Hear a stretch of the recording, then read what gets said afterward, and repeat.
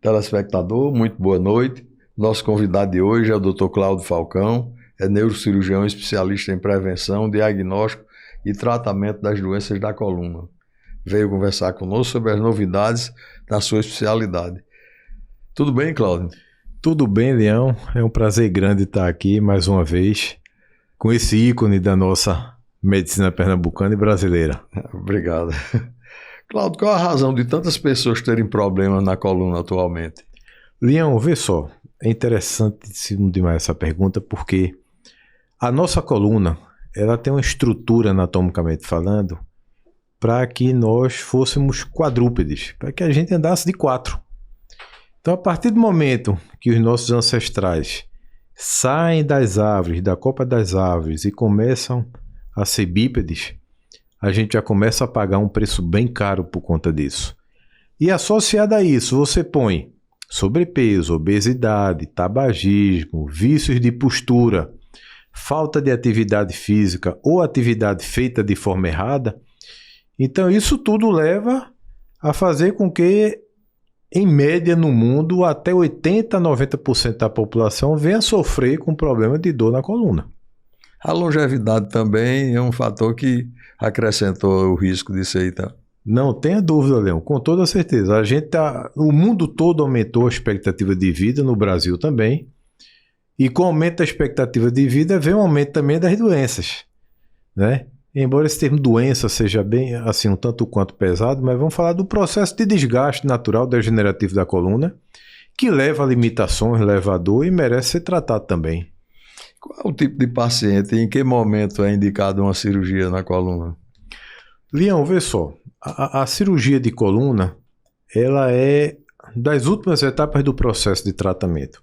Como todo tratamento, a gente inicia sempre pelo método convencional, ou seja, o tratamento conservador, medicamentoso, a reabilitação, onde a gente tem a fisioterapia, o pilates, o RPG, a hidroterapia, uma série de atividades. Quando não melhora clinicamente, ou quando se estende por mais de 3 meses, em torno de 12 semanas, ou seja, quando fica uma coisa crônica, aí a gente começa a subir mais um degrau na etapa do tratamento. E a gente tem uma série de procedimentos minimamente invasivos. E quando esses procedimentos também, na sua minoria, não tem um sucesso, a gente tem uma série de técnicas avançadas de cirurgia hoje em dia também, que a gente chama de percutâneas, que a gente consegue resolver qualquer que seja o problema da coluna. O uso da videocirurgia, né, que entrou muito e deixou de ser tão invasiva como era antigamente. Isso, a cirurgia endoscópica da coluna, como a gente chama, que é a cirurgia por vídeo. Onde, quando eu comecei operando o hernia de disco, a gente operava com incisões de 6, 8 centímetros. Depois começou a evoluir para microcirurgia, incisões de 2, 3 centímetros. E há cerca de 5 a 10 anos a gente tem a cirurgia endoscópica da coluna, que a gente opera com incisões de 8 a 10 milímetros. Nem dá ponto fechando. Dependendo, não. Ou então, no máximo, aquele pontinho, aquela sutura de cirurgia plástica, 1 ou 2 só para segurar ali e está resolvido o problema. Conta aí pra gente quais são as novidades que você tem, fora isso aí. Veja, o que é que a gente tem de novidade? Até chegar na cirurgia endoscópica, a cirurgia por vídeo, a gente tem uma série de procedimentos minimamente invasivos, onde a gente utiliza de várias cânulas, que é como se fossem agulhas específicas para atuarem na coluna, onde a gente consegue tratar boa parte dos processos de dor lombar, de dor cervical, daquela dor ciática, daquela dor no braço. Então tem procedimentos como as infiltrações de forame cervical e lombar, as infiltrações de faceta da coluna cervical e lombar, as dissectomias percutâneas, que é quando você retira fragmentos de discos contidos, específicos, de uma forma percutânea. Então a gente tem uma gama de procedimentos, Leão, para a gente controlar a dor e restaurar rapidamente a qualidade de vida do paciente para que ele volte às suas atividades laborais, volte à sua prática desportiva, né, para que tenha qualidade de vida. O grande X da questão na cirurgia de coluna, eu acho que em todas as especialidades, é dar qualidade de vida ao paciente. Uma coisa muito importante também, que se fala bastante sobre o tratamento, mas a tecnologia para chegar no diagnóstico preciso também foi uma evolução muito grande. Você já entrar sabendo o que você vai fazer, entendeu? Não tenha dúvida. A gente entra para qualquer que seja o procedimento, do mais simples a um pouco mais complexo, a gente entra todo armado, como a gente diz. A gente, assim, não tem surpresas. Porque o diagnóstico, os exames pré-operatórios todos dão um diagnóstico muito preciso. O quadro clínico do paciente, o exame neurológico do paciente é extremamente importante porque ele já diz a topografia do problema, da lesão, onde está localizada, e a gente tem um arcabouço de exames de imagem que, como a gente diz brincando, deixa a gente na cara do gol. Né? Facilita muito. Ô Cláudio, qual o nível de invasão e de sucesso dessas cirurgias? Veja, essas cirurgias, tanto os procedimentos minimamente invasivos da coluna como as cirurgias percutâneas, a gente tem um índice de sucesso nelas que varia de 85% a 95% dos casos. Ou seja, a gente tem uma ciência, uma evolução tecnológica da técnica cirúrgica muito a favor do paciente e nossa também, né? Porque na época dos avós da gente tinha aquele fantasma de cirurgia de coluna. Deixava muita gente aleijada. Isso, né? Dizia que deixava aleijado, que não melhorava, que piorava. Isso aí caiu por água abaixo, né? As técnicas evoluíram, foram embora, graças a Deus. Essa cirurgia desenvolve o desempenho social e profissional do paciente? Não tem a menor dúvida. A gente consegue tirar pacientes de limitações graves no ambiente de trabalho, ou de limitações até na sua vida profissional, dentro de casa, no ambiente com a família. Muitos já não têm o lazer há muitos meses ou anos, porque não permite, não consegue ficar meia hora em pé. Então a gente tem conseguido tirar esses pacientes e restaurar a qualidade de vida deles, Leão, que a gente ouve cada depoimento, a gente vê vários depoimentos que emocionam a gente, deixam a gente assim, extremamente felizes, porque a gente está conseguindo restaurar a qualidade de vida para a grande maioria, inclusive recentemente, de pacientes jovens com limitações graves, e a gente consegue dar qualidade de vida a ele, então ele consegue viver com a família dele. Felicidade de ser o vetor dessa transformação, né? Não tenha dúvida. É aquela coisa, Leão, qualidade de vida não tem preço. Não tem preço para isso. Agora, todos querem saber, é um procedimento caro? Vamos lá. Todos os procedimentos, vamos dizer assim, minimamente invasivos e cirurgias de coluna, eles estão no rol da ANS para a cobertura obrigatória dos planos de saúde. Agora, se você é uma pessoa que não tem o plano de saúde, boa parte deles são procedimentos realizados no SUS, em alguns hospitais de referência para a coluna. Agora, se ainda assim você não tem o convênio e não quer ir para o SUS, são procedimentos caros ainda. A medicina, não só na área de cirurgia de coluna, como em toda a área, você sabe bem disso. É caro. Medicina é cara. E quanto mais tecnologia, quanto mais evolução, mais caro fica, né? A gente costuma dizer que saúde não tem preço, mas é muito caro. É muito caro. Cláudio, deixa seu contato para quem desejar mais informações ou até mesmo saber o preço de alguma coisa. Perfeito. A gente atende no consultório ali na Rua das Pernambucanas, número 227, o telefone é o 34160000. E nas mídias sociais, no meu Instagram, é o @drclaudiofalcão, onde é um Instagram bem direcionado para dicas de coluna, para alertas de coluna. Mostro muitos procedimentos, muitas cirurgias para desmistificar isso. Para dizer que você que sofre com problema de coluna tem como resolver isso a curto prazo, de uma forma minimamente invasiva, bem tranquila, e restaurar sua qualidade de vida. Cláudio, mais uma vez, muito obrigado pela sua entrevista. Obrigado, Leão. Obrigado a todos aqui do estúdio. É um prazer grande estar aqui e sempre às ordens para esclarecer e melhorar sempre a qualidade de vida do nosso povo.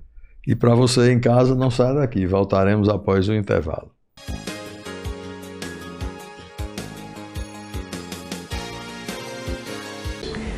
Você já ouviu falar em bioestimulador? Eu tenho novidades para você sobre esse assunto. Então fica comigo até o final.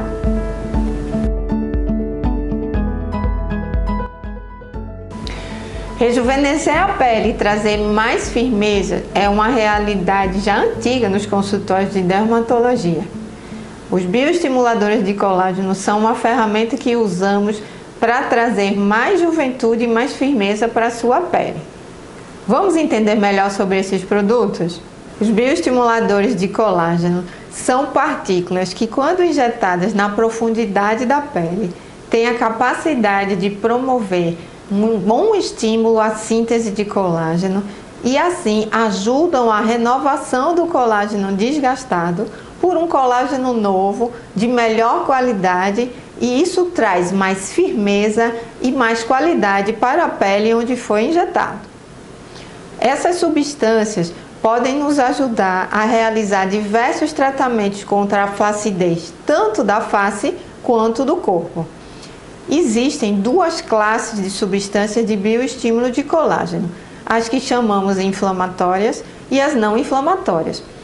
As inflamatórias causam uma inflamação controlada dentro da pele e, por meio desta, a gente consegue ativar as células que produzem colágeno e elas passam a trabalhar mais e melhor. Já os produtos não inflamatórios, como o ácido hialurônico biorremodelador, fazem um mecanismo de sinalização celular e, com isso, ativam as moléculas de síntese de colágeno dentro da pele. Esses produtos, quando utilizados nas doses corretas e nos protocolos adequados para cada paciente, são capazes de tratar tanto a flacidez da face como do corpo, e também hoje em dia podemos utilizar os produtos não inflamatórios em áreas delicadas da face, como o contorno da boca, o contorno dos olhos para tratar aquelas ruguinhas bem desagradáveis que o Botox não resolve, e até mesmo a área genital. Você sabia disso?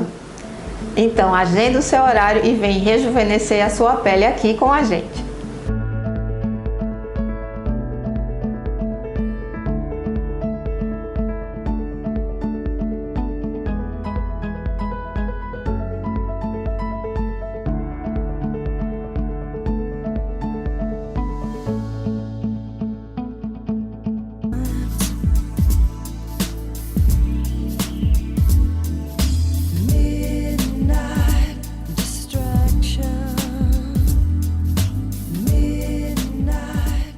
Dona Tereza Cristina, então a senhora foi a escolhida pelo programa. E qual é seu sonho? Tirar essas manchas e essas rugas de expressão. Certo. Qual é a sua idade? 51. Eu quero lhe examinar melhor para a gente ver como é que vai ser esse tipo de operação para você, tá ok? Vamos dar uma olhada aqui, doutora Tereza. Realmente a gente vai fazer uma suspensão, um lift nesse rosto. A incisão vai ser aqui pela orelha, na frente um pouquinho e atrás, para levantar todo esse complexo aqui que está caindo, como eu lhe falei. Certo? Aqui, ó, uma ligeira levantada na ponta do nariz, o código de barra, para fazer seu lábio ficar mais glamuroso, entendeu? E fecha o olho um pouquinho, tá vendo? As bolsinhas de gordura e um excesso de pele bem acentuado. Vê, ó, um afastamento da musculatura aqui, a gente vai corrigir isso aqui tudinho, para refazer essa linha da mandíbula, que isso aqui envelhece a pessoa. Isso é um caso bom porque é magrinha, entendeu? A pele obedece bem os levantamentos que nós vamos fazer da musculatura, ok? Ok. Nós vamos ter um resultado muito bom. A senhora já teve alguma doença grave? Não. Não. Que eu saiba, não. Tem problema de pressão? Não, a minha pressão é assim, 11 por 7. Ah, então é ótimo. 12 A glicose por 7. normal. Ah, que eu saiba, eu nunca Certo. tive problema de taxa, não. Já se operou de alguma coisa? Já. Fez que tipo de cirurgia? Eu já fiz apêndice, já tive 3 partes cesáreas. Cesárea. E fiz uma de cisto. Cisto de ovário. Uhum. Ok. Então, mas não toma medicamento algum? Nenhum. Tem alergia a algum tipo de remédio? Não, porque é tão difícil eu tomar um remédio. Certo. Eu Então nem é sei. completamente sadia. Mas É, nós vamos até onde comprovar eu sei. isso pedindo alguns exames seus. Exame parecer cardiológico, entendeu? Vai para o cardiologista fazer um eletro, talvez uma esteira, certo? Uma prova mesmo para ver se seu coração está funcionando bem. Escolhida dessa semana, Dona Tereza, já está trazendo aí seus exames. Vamos dar uma olhada, ver se está tudo bom. Que esteja tudo em ordem. Certo, vamos dar uma olhada aqui. Vamos marcar o Deus dia, quiser. entendeu? Se E Deus deixar quiser, tudo doutor certinho, tá, Tereza? Um Obrigada. abraço, até logo.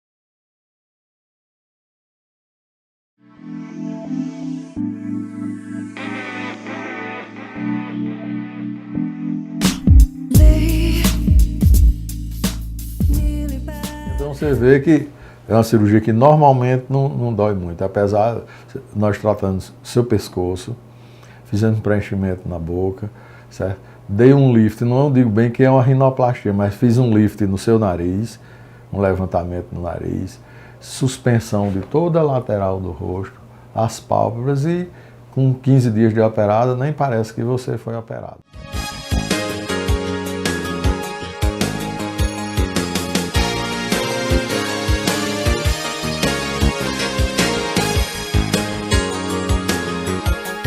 Meu nome é Tiago Gondim, eu sou médico dermatologista e estou aqui hoje com uma função importante. Eu vou entrevistar o titular do programa. E então, doutor Emídio Leão, tudo bem? Tudo bem, Tiago. Pronto para a entrevista? Vamos lá. Então vamos lá.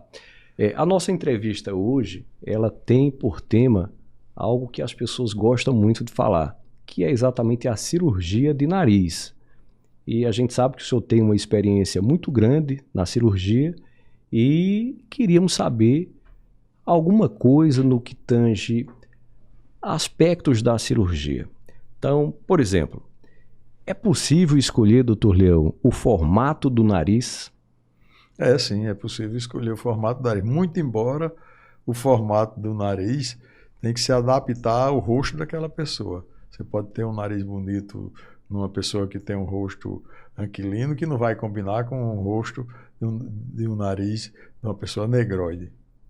Eu tenho uma história que é uma paciente minha, ela foi ao doutor Pitangui, né, saudosos tempos, e queria fazer uma cirurgia e o doutor Pitangui não fez, porque ela queria modificar muito o formato do nariz. Então, é até comum às vezes as pessoas chegarem e informarem que querem o nariz do Brad Pitt, o nariz da... Como é que é isso, doutor Leão? É muito comum chegar no consultório da gente, a paciente no celular hoje, né, mostrando 4, 5 tipos de nariz e dizendo, eu quero o meu nariz assim.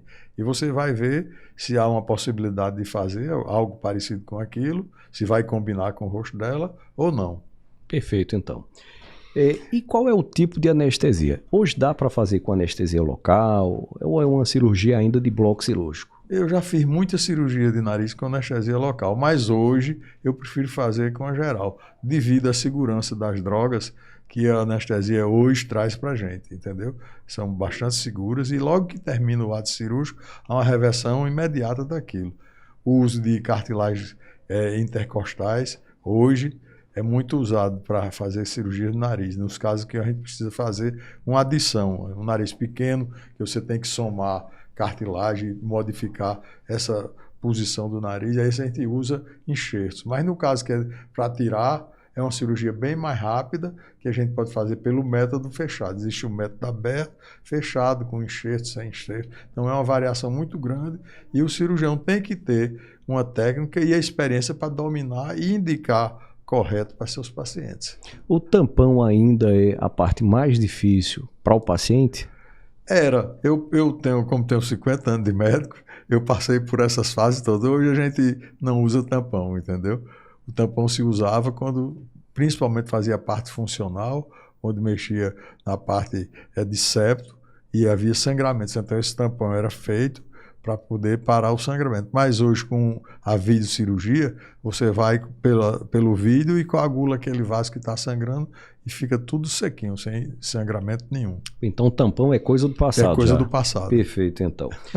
Como fica a respiração desse paciente após o procedimento? O edema que existe na parte externa, a inchação que fez no nariz, a mesma coisa é feita pela parte interna. Então, o nariz são 2 vias de entrada pelas narinas e essa entrada ela fica estreitada pelo edema. Então, há uma diminuição do fluxo de ar. Então, a respiração ela fica um pouco diminuída, mas o paciente respira quase normal. Perfeito, então. Quando o paciente já tem um problema funcional, então, como é a cirurgia? O senhor falou que antes, quando fazia a cirurgia associada, né, que usava o tampão, então, mas hoje não se usa mais essa associação não, funcional? Não, usa associação. Uhum. Eu, inclusive, eu não faço a parte funcional. Eu deixo a cargo do dermatologista. Eu acho que cada macaco no seu galho. Aí ele faz a parte dele e eu depois entro e faço a parte estética. Do otorrino, não é isso? O otorrino. O otorrino, perfeito. Eu falei ortopedista, não foi? Dermatologista. Dermatologista. Eu fiquei com medo agora. É verdade que determinados casos precisam de várias cirurgias para melhorar a estética do nariz? Alguns casos sim, nos casos de reconstruções. Às vezes você pode tirar um tumor tipo um vaso celular e você tem que fazer uma reconstrução usando a primeira cirurgia da cirurgia plástica, que são as reconstruções com retalhos indianos, onde você usa pele da testa, roda um retalho da região frontal, faz a armação cartilaginosa toda, isso aí deixa durante 15 dias a 3 semanas, para depois seccionar o pedículo e bota essa pele toda em cima, refazendo o nariz, que inclusive a posterior, depois de uns 4, 5 meses, pode ainda pegar algumas cirurgias de refinamento. Mas é muito comum que seja esse tipo de cirurgia utilizado ou é mais a cirurgia estética? Não, a cirurgia estética é a mais importante. Lógico que o sujeito que sabe fazer a reconstrução, ele vai trabalhar na estética com muito mais facilidade. Com mais facilidade. Uma pergunta que os meus pacientes também me fazem muito com quaisquer procedimentos hoje está todo mundo querendo malhar, né? Todo mundo fazendo exercício. Quando se volta a fazer exercício? Eu libero numa rinoplastia normal com 10 dias, desde que seja feito dentro da academia. No sol é que não pode, e que não bata com o peso no nariz. Obviamente. Então não dá para fazer MMA, não dá para fazer luta de solo, né? Não dá de jeito nenhum. Então esse exercício físico com 10 dias, pode ser a musculação, pode ser o crossfit? Pode ser, qualquer exercício, entendeu? Né? Desde que não se exponha ao sol. Ok. E qual é a melhor posição para dormir nos primeiros dias? A gente tem também no transplante capilar lá a posição ideal. Então, qual é a posição? Existe uma posição ideal para a cirurgia? Dorsal. Sim. Porque no início, normalmente, a maioria das cirurgias, a gente faz a fratura, que a gente chama de osteotomia nasal. E se coloca tipo um gesso, que é um negócio chamado aquaplastia, que imobiliza aquela fratura. E retira-se em torno de 1 semana. Quando retira o aquaplastia, essa fratura ela ainda não está consolidada. E qualquer pancada ou qualquer movimento mais brusco em cima dela pode desviar. Então, os primeiros 30 dias tem que ter bastante cuidado. Mas é comum que o paciente machuque no pós-operatório? Já aconteceu algumas vezes, principalmente quando vão falar com a paciente que dá aqueles 2 beijinhos, aperta a mão, aí na passada bate o nariz, entendeu? Né? Como eu já fiz bastante nariz na minha vida, eu acho que já teve uns 30 casos desses no meu currículo. Eu acho que a amizade vai embora na hora do... Vai embora. A rinoplastia, ela deixa cicatriz?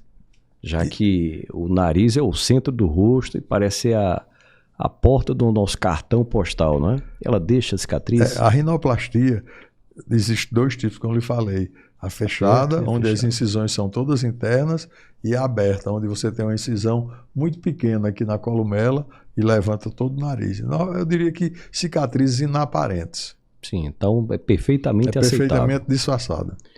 Em quanto tempo vemos o resultado da rinoplastia? Em 1 ano.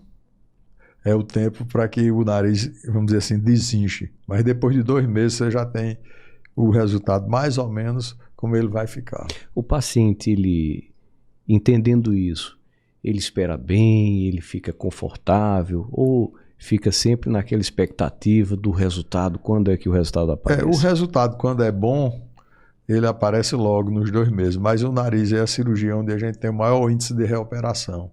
Certo? Quem opera bem tem um índice mais ou menos na faixa de 8% de reoperação. Por quê? Qualquer diferença, às vezes até milimétrica, a paciente fica se queixando e a gente pode intervir depois para que faça essa correção. Essa queixa é puramente estética ou chega a ser funcional também? Não, é mais estética, entendeu? Mais estética. É mais estética. E é mais daqueles pacientes que têm casos mais difíceis, obviamente. Aqueles pacientes que querem mudar a forma, mudar muito forma, é isso mesmo? Não, eu digo que quando eu entro numa cirurgia que vou achar que ela é fácil, às vezes eu posso até retocar ela depois, mas se eu achar que ela é difícil, a gente vai prevenir de muito mais cuidado e essa reoperação ela é em menor escala. Perfeito, maravilha. O resultado é definitivo ou a cartilagem vence? Não, o resultado é definitivo, entendeu? A não ser que tenha um desvio de septo bastante grande e não tenha sido tratado, depois aquele septo pode levar o nariz para ter, a gente chama laterorrino, puxar ele para um lado mais do que para outro. Tá bom. Maravilha, doutor Leão. Então, pacientes querendo encontrar o doutor Leão em Recife, como é que faz? Pela rede social, Manuel Emílio Leão. Tá bom, então nós conversamos aqui com o doutor Leão sobre a rinoplastia. Procedimento que se fala muito hoje, procedimento bastante utilizado e como vimos, temos aqui um especialista que manda muito bem e que pode ajudar quem está precisando do procedimento. Muito obrigado, doutor Leão.